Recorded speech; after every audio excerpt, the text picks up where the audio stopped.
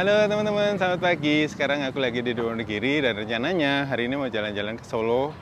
Mau lihat beberapa tempat wisata yang ada di Solo. Pengen nyobain makan siang di tempat kemarin acaranya Kaisang. Let's go.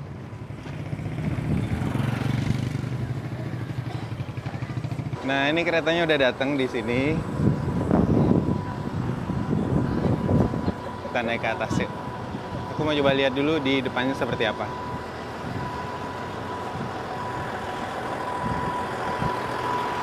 Wonogiri ini di atas ketinggian 144 mdpl, teman-teman. Jadi lumayan sejuk di sini. Dan ini kereta Batara Kresnanya yang akan bawa saya dari Wonogiri menuju ke Solo.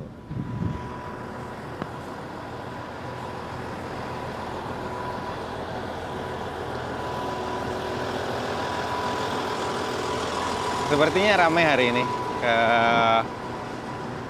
Solonya.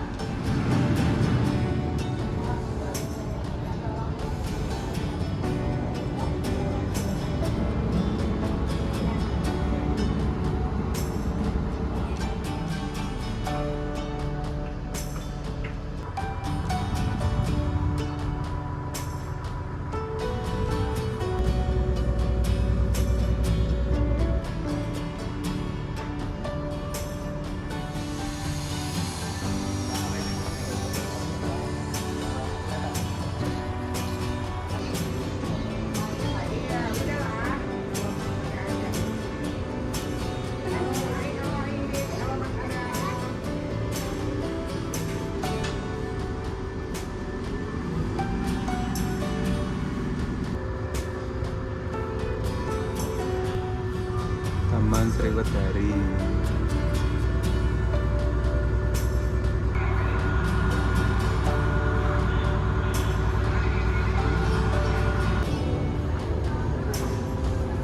Keretanya balik, teman-teman.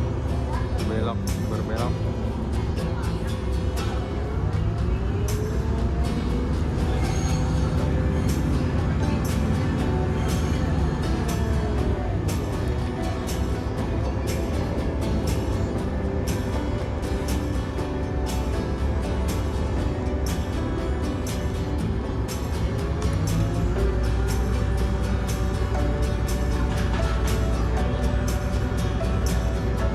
Mepet banget tuh sama genteng warga.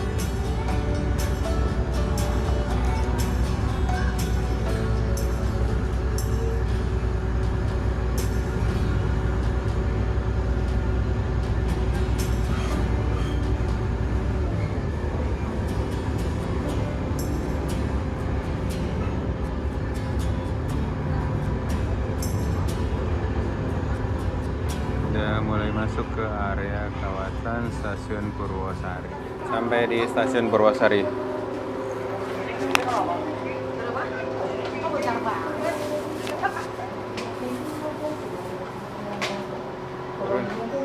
Mas, matur nuwun.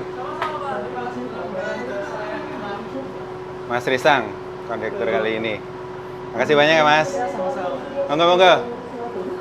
Adalah kereta api Batara Kresna dengan nomor KA 694 yang akan diberangkatkan dari stasiun Purwosari tujuan ke stasiun Wonogiri. Ke Wonogiri. Jadi masih ramai anak-anak sekolah yang liburan dari Wonogiri menuju ke kota Solo.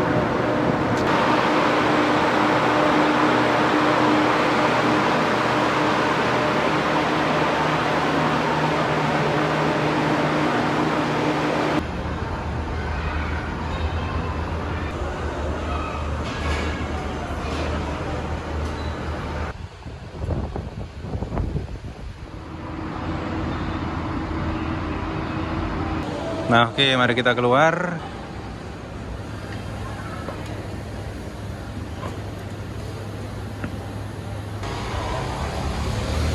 Ini kayaknya menarik nih, sate kambing muda Pak Kasti. Reviewnya di Google bagus sih. Coba kita cobain yuk. Mari kita cobain sate kambing muda.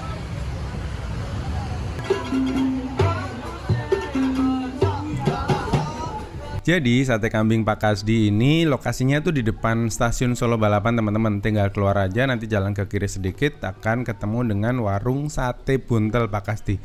Dan ini tuh saya milih kesini karena reviewnya itu bagus banget di Google dan rame banget, banyak yang review enak, makanya saya cobain. Dan ternyata emang enak teman-teman. Dan sate buntelnya itu disajikan dalam 2 tusuk seperti ini ya. Dan saya juga pesan gulai, tapi ternyata ini kebanyakan buat saya seorang diri teman-teman. Jadi kalau kalian datang ke sini sendiri mungkin bisa pesen satenya tuh 1 aja atau gulainya juga setengah. Dan rasanya mantep, mantul pokoknya teman-teman. Dan setelah kenyang makan sate buntel, saya nyari penginapan yang ada di tengah kota Solo teman-teman. Ini namanya Hotel Front One di Jalan Slamet Riyadi. Hotelnya tuh unik karena menyediakan kamar jomblo atau kasur 1 doang gini teman-teman. Saya tuh seneng banget kalau ketemu hotel yang menyediakan fasilitas seperti ini. Jadi kita nggak perlu membayar apa yang kita pakai. Dan setelah mandi, bersih-bersih, wangi, saya berangkat menuju ke Puro Mangkunegaran yang ada di Solo. Dan rencananya hari ini mau makan siang di Pracima Twin atau restoran baru yang ada di dalam komplek Puro Mangkunegaran. Kenapa namanya Pracima? Pracima itu artinya taman di bagian barat atau letaknya itu di bagian barat dari Puro Mangkunegaran teman-teman. Dan untuk masuk ke sini itu kalian nggak bisa sembarangan ya, karena kita harus reservasi dulu. Soalnya 1 hari itu hanya dibatasi 175 pengunjung yang makan di restoran tersebut. Jadi pastikan kalian sudah reservasi dulu ya sebelum mau makan di restoran yang dulu tempat kawinan atau jamuan waktu kawinannya Mas Kaisang teman-teman. Jadi saya itu tertarik gara-gara lihat itu. Sebenarnya ada beberapa bangunan di dalam Taman Pracima ini, tapi yang paling ikonik atau paling mencolok itu ya bangunan ini, restorannya teman-teman. Dan dulunya ini tuh adalah taman olahraga keluarga. Dulu tuh kalau nggak salah ini adalah lapangan tenis teman-teman. Jadi ini adalah bangunan baru yang dibangun dengan konsep menyesuaikan dengan arsitektur yang ada di Puro Mangkunegaran ini. Jadi tiap hari itu dibuka 5 kali kunjungan teman-teman. Mulai dari jam 10, jam 12, jam 14.30, jam 17, dan jam 19 malam. Dan setiap kunjungan itu pengunjung dibatasi waktu selama 1,5 jam. Jadi nanti setelah 1,5 jam itu kita harus keluar dan nanti tempatnya akan dibersihin untuk ganti sesi selanjutnya. Dan beberapa makanan yang ada di sini itu tersedia di daftar menu ya teman-teman. Dan ini karena saya datang itu bersama teman-teman, jadi kita ambil grup gitu loh. Jadi di sini tuh konsepnya adalah fine dining atau makan yang konsepnya ala-ala barat gitu loh teman-teman. Mulai dari makanan pembuka, makanan utama, makanan penutup. Dan kita disajikan minuman pembukanya itu kunyit asem. Aku milih kunyit asem teman-teman. Dan setelah minum kunyit asem, kita disuguhi dengan makanan pembuka. Dan makanan pembukanya ini kita bisa pilih ya, ada beberapa. Dan ini aku milih urap pitik linting. Artinya urap terus dicampur dengan ayam, daging ayam yang digulung. Kayak rolade lah, mirip-mirip gitu teman-teman. Dan ini dari ayam kampung ya. Makanan selanjutnya adalah sop daging rempah. Dan ini itu sopnya dimasak dengan rempah-rempah seperti ada secang juga kalau nggak salah. Karena warna air sopnya itu jadi kayak merah, kayak wedang apa ya, wedang teman-teman. Dan ini tuh enak, seger, pas banget dimakan saat siang hari seperti ini. Dan selanjutnya ada makanan-makanan lainnya yang keluar. Kalau nggak salah ini ada makanan apa ya, antara makanan pembuka dan makanan utama teman-teman. Aku lupa namanya. Dan ini makanan utama kita, ini pite ungkep kalau nggak salah. Dan untuk datang ke tempat ini kalian harus pakai pakaian yang sopan, tidak boleh bawa kamera besar, dan juga tidak boleh memakai batik parang. Sore harinya saya akan menikmati senja di bekas pabrik gula Colomadu, dan pabrik gula ini sekarang jadiin sudah direvitalisasi menjadi museum kalau nggak salah teman-teman. Jadi siapapun bisa datang ke sini untuk melihat gimana sih gula-gula pada masa lalu itu diproduksi di pabrik gula ini. Dan kali ini aku mengajak teman-teman untuk tur sedikit ke pabrik gula Colomadu yang sekarang sudah jadi museum ini. Pabrik gula Colomadu ini lokasinya ada di Kabupaten Karanganyar ya teman-teman. Itu sekitar 10 menit saja kok kalau kalian landing naik pesawat dari Bandara Adi Sumarmo Boyolali. Awalnya pabrik gula ini bernama Pabrik Gula Colomadu, namun setelah direvitalisasi namanya jadi The Colomadu dengan ejaan lama gitu loh teman-teman.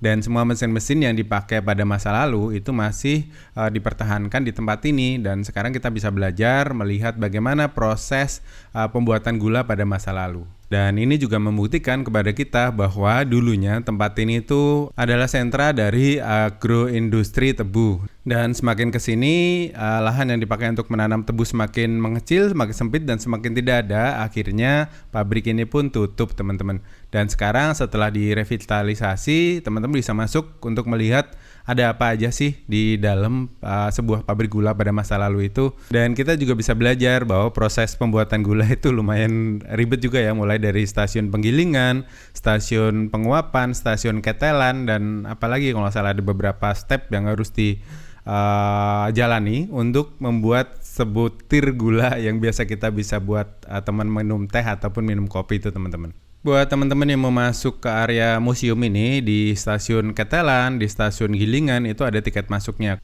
Dan museum ini itu bukanya sampai jam 5 sore aja ya. Dan setelah jam 5 sore kalian bisa menikmati senja di luar area museum. Tapi masih dalam komplek taman dari The Colomadu ini teman-teman. Dan senja di pabrik gula Colomadu ini ternyata cakep juga ya teman-teman. Kita nggak usah jauh-jauh ke pantai atau ke gunung untuk menikmati senja. Cukup di pabrik gula Colomadu yang ada di pinggir jalan, kalian sudah bisa menikmati indahnya senja dengan foreground bangunan lama yang sangat ikonik sekali. Jadi mari kita nikmati senja di pabrik gula Colomadu.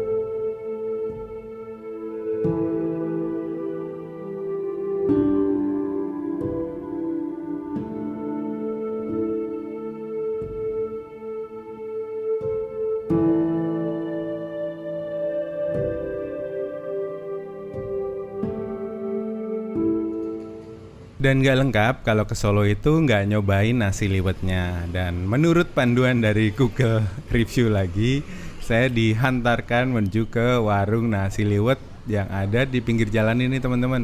Dan ini aku mesennya tuh komplit lengkap dengan sayuran, endok, dan juga paha ayam kampung. Harganya 30.000 plus minuman es teh manis. Oke teman-teman, mungkin segitu dulu videonya. Semoga videonya bermanfaat dan menginspirasi teman-teman untuk lebih kenal negeri ini. Terima kasih buat kalian yang sudah nonton. Sampai ketemu di video berikutnya. Salam perjalanan.